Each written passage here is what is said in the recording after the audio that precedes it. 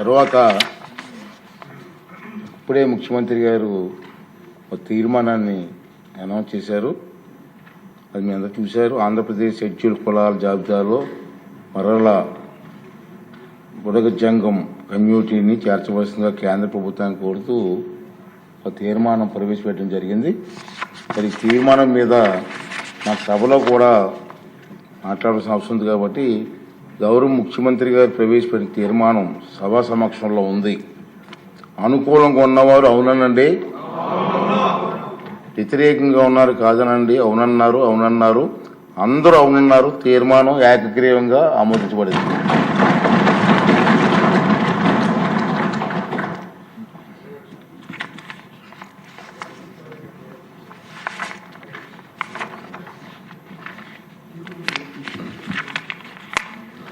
తర్వాత నిన్న మొన్న సార్ విజయవంతంగా క్రీడల పోటీలు జరిగాయి, చాలా బాగా జరిగాయి. చాలామంది ఉత్సాహంగా పాల్గొన్నారు. మహిళా ఎమ్మెల్యేలు కూడా రాత్రి 8-9 గంటల వరకు ఆడుతూనే ఉన్నారు. ప్రజలు కూడా, విజయవాడ ప్రజలు కూడా నేషనల్ గేమ్స్ అయినట్టు స్టేడియం కూడా వచ్చారు సార్. బ్రహ్మాండంగా జరిగింది. సభ్యులంతా ఉత్సాహంగా ఈ పోటీలో పాల్గొన్నారు సార్. అందరికీ అభినందనలు తెలియజేస్తున్నాను. ఈరోజు మన సభ్యులు విభిన్న కళారంగంలో కూడా వారు తాలూకు టాలెంట్ చూపించడానికి ప్రదర్శనలు కూడా చేస్తున్నారు. ఇప్పుడు ఆ తర్వాత ఆర్థిక శాఖ మంత్రి గారు మరి మీ ఆశీర్వాదంతో సభ్యులకు విందు కూడా ఏర్పాటు చేశారు సార్. అంటే సభ్యులందరినీ కోరుతున్నానండి, డెఫినెట్గా ఈ 2 రోజులు ఎంతో సహకరించారు, బ్రహ్మాండంగా చేశారు. రాష్ట్రం అంతా కూడా అనేక మంది బ్రహ్మాండంగా చేశారని చెప్పి మంచి పేరు కూడా మనకు వచ్చింది. కాబట్టి సాయంత్రం 4:30 ప్రాంతానికల్లా మన విజయవాడ A1 కన్వెన్షన్ హాల్కి వస్తే అక్కడ మన ముఖ్యమంత్రి గారి చేతుల మీదుగా విజేతలందరికీ కూడా ప్రైజెస్ ఇస్తారు. సాంస్కృతిక కార్యక్రమాలు ఉన్నాయి.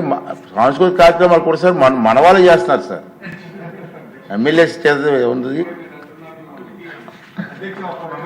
ఆ కార్యక్రమానికి వచ్చి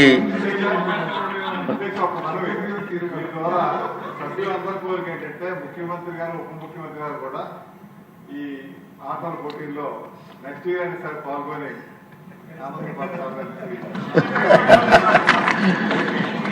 అందరూ సభ్యులందరూ వచ్చి, మంత్రులందరూ వచ్చి ఆ కార్యక్రమాన్ని విజయవంతం చేయవలసిందిగా నేను కోరుకున్నానండి. సార్